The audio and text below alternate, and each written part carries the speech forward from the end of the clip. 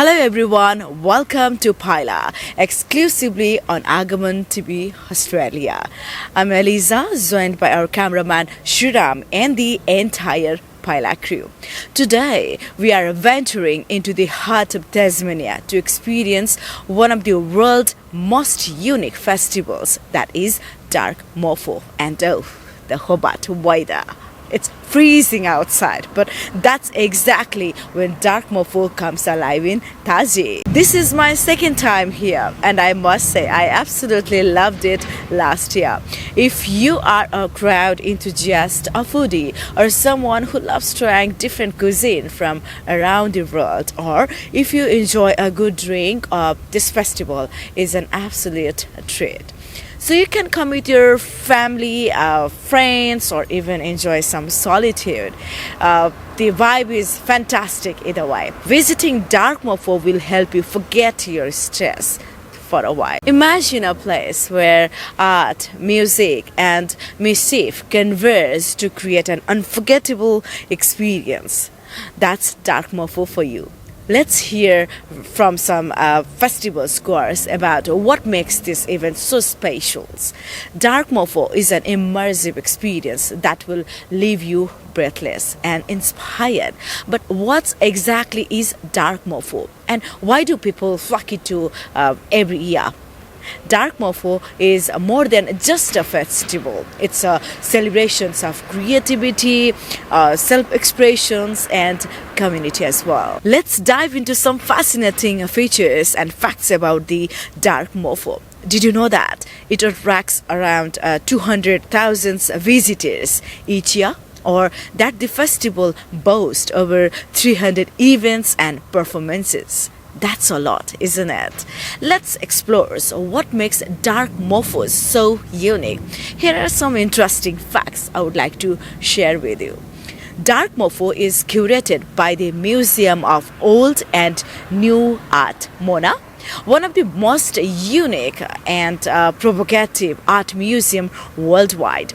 The festival showcases a range of artistic highlights, including installations, performances, and music.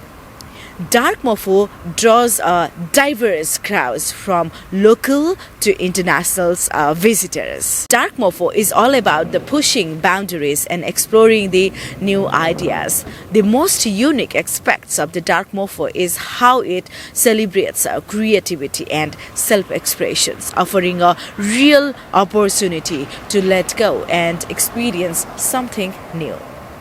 Now it's time to hear from our audience, so let's find out how they feel about being here and explore some of their ideas about the Dark Mofo.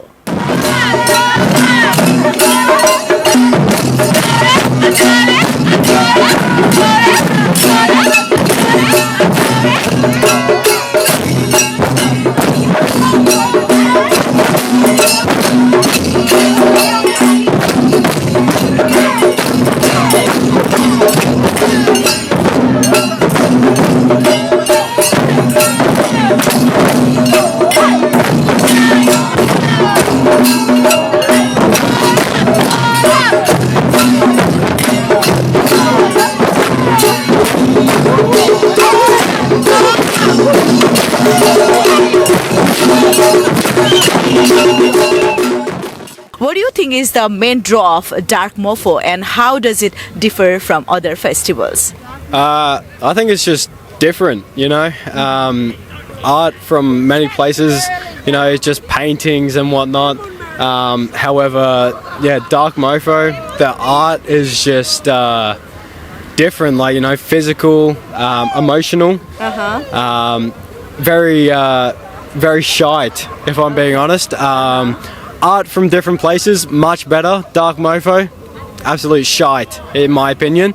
Whether or not Lockie has any different opinions? Yeah, no, I think that the point that Dark Mofo differs from the rest of other art exhibitions and stuff like that, I think it's very catered to satanic type of vibes, kind of like that. I think it's kind of crazy because a lot of other art exhibitions are catering to the societal norms and stuff like that. I think it's kind of crazy because somehow they manage to even get churches, you know, places that are usually Christian and like believing in God involved in the like dark and satanic type of vibe where they show that off with the red lights. You know, I think that's quite special, and that's the reason that it's so special is because it's Tasmania, a very usually small place with a very minimal population. They have their own thing that brings people in from all over Australia and even overseas, like international tourists. It brings everybody in, and it's stating a name for Tasmanians in general, which is kind of amazing to me. Fire or ice, which dark mofo ritual would you join? Fire is so much cooler than ice. You know, if there's any fire attractments or anything like that, fire is always cooler. You know, it's much warmer, more inviting than, you know, fire is associated with red, just so much more powerful than blue. You know, like blue is associated with cold, you know, with ice. But warm, like fire is just warm, red, more inviting. So dark mofo being red is just such more powerful. You know, it grabs reach of people. And like, yeah, it's just much more powerful color. What's the most shocking performance you have seen at dark mofo? I've seen some pretty weird stuff. I saw this one guy get strung up by a heap of other guys. That was a bit weird. Yeah, look, you know, it's a bit of every year it happens, so yeah, it's a bit of fun. But what do you reckon? I saw a really crazy light show. Like, it was quite impressive, but they had lights flickering everywhere. It was quite impressive. Okay. What do you think is the main draw of dark mofo, and how does it differ from other festivals? I moved from England like a year ago, and I learned a lot about the history and stuff of Australia, and it is completely different and just kind of brings in an obscene perspective and stuff of what is happening and what's going on, and it brings in a nice perspective of just difference and stuff. It definitely challenges social norms, and like there's a lot of things to do with sex and colonial past and stuff. I think it really challenges those ideas that we usually try to keep silenced and stuff, and I think it's a really good festival in terms of that perspective to, you know, bring it to light and bring in difference. Exactly. What's one thing you are looking forward to experiencing at dark mofo this year? I'm looking forward to the food. It's so good. That means you're so foodie, I guess. Yes, it's so good. How about you? I'm looking forward to the night mass, so where it's like all partying and stuff. So that's. I'm looking forward to the artwork because it's. I'm being serious. Because it's very interesting. It's very different. You know, you don't see it that often, so that's why I like it. Yeah. Oh me, I'm looking forward to eating the possum. Never had it before, so I want to try it. What do you think is the main unique aspect of dark mofo? I would say it's a culmination of both art and culture. So you can bring in both local food, which in Australia and especially here in Tasmania, you got multicultural food. You got food from almost every aspect of the world right here in one place. And we all live here in Tasmania. Okay. Fire or ice, which dark mofo ritual would you join? Oh, I would definitely choose fire. Fire. Yes. How about you? Well, I say boat. Don't tell me ice. But the thing is, like, I say boat because we only have dark mofo during winter. They call that winter feast for some reason. And then the dark mofo festival, that was like just bring some more fire on the winter time. So it's make everyone warmer with the food and all the drink from Tasmania. That's like the main character of it. What do you think is the most iconic or symbolic part of a dark mofo? I would say it's definitely Mona coming out with some crazy art stunts, but Winter Feast for me is dark mofo. Like all the lovely beers, wines, spirits, and incredible food.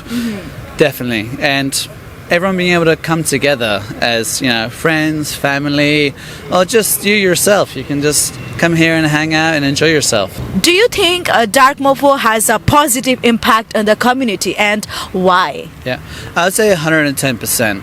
Like the amount of tourists that are able to come here to Hobart and Tasmania, they're not just coming here for a couple of days to come and visit Mona and the Winter Feast. Yep. They get to experience the entirety of Hobart. And I think, you know, having that good injection of money, getting them to experience our community and our culture, and being able to share it with everyone else. Like, we're a pretty small island. Like, we've only got 650, 700,000 people. And I think it's a great opportunity for us to show off our food, our produce, our wine, our spirits, our beer, and, you know, even having someone like you come here and visit us is fantastic. So Thank you for your time. Really appreciate it. What do you think is the main draw of Dark Mofo, and how does it differ from other festivals? Brings a lot of tourists into Hobart. So this kind of stuff doesn't go around the world. It brings a lot of tourists. A lot of alcohol, food. Great atmosphere. Amazing people. How do you think a Dark Mofo compares to other festivals or events you have attended? Definitely that there's a lot of tourists, and the art's very different at Dark Mofo, like very different, especially, and the food's very exotic as well. Do you know the story behind the Dark Mofo? Well, Dark Mofo, from what I understand, it's a lot of, you know, it's tied in with Mona, and, you know, it's government. It's trying to attract people into Hobart during the winter because it's cold. No one wants to come here. So creating an event, you know, such a spectacle like the Winter Feast, it's going to get the tourism, is reviving it in a sense where, you know, no one's going to be avoiding coming to Tassie. In a sense, they're actually coming to Tassie for the Winter Feast, you know. And from what I understand, that's why, because if there was no Winter Feast, there'd be no tourism. Would you recommend Dark Mofo to friends and family, and why? See, I'd recommend it to anyone that lives here or is travelling here. The reason is I don't go out much, right? But in the summer I go out. There's things happening, right? Because it's summer, you know, that's pretty basic and plain. But in the winter, nothing happens except this. This is an excuse to go out. And then after this ends, I'm not going to go out until summer. Okay. So are you from Tassie? Yeah, born and raised in Tassie. You know, Winter Feast has not been here, you know, the whole time, but it's something that... Something new. It's something new, and it's refreshing for people to see something so shocking and, you know, that, you know, creates an experience that's so out there, you know. And it's, I guess it's experimental in the sense, like, it's playing on, you know, against normal, you know, cultural experiences, and it's just an excuse to come out in winter. And, you know, I have mates who don't want to come out, and I'm like, when else are you going to come out until next summer? You know, there's nothing's going to happen after this happens. You know, we come out for the Winter Feast. It's an event, and then after that, do what you want. But because this is here, it attracts people, and it makes them come out into the cold where, you know, they don't want to be. Thank you for your time. Really appreciate it. No worries. Thank you very much. Well, it's time to wrap up our show here at Dark Mofo. If you are a foodie looking for a unique experience, or music lover who thrives in winter vibes, or simply someone who enjoys a good drink in a mystical atmosphere, Dark Mofo is the place to be. We know winter can be cozy, but trust us, the moment you step inside, you'll be captivated by this mysterious space. As they say, cold and dark, a hesitant place, but once outside, a mysterious space unfolds. A huge thank you to our audience member who shared their thoughts and experience about Dark Mofo, and to those who tune in to watch. Your enthusiasm fuels us. We are also grateful to our amazing crew members, Shree Ram especially, and the entire behind the scene team. If you enjoy this episode, don't miss out on our next story. Subscribe to our channel for more thrilling content, and until next time, stay connected, keep exploring. See you next time.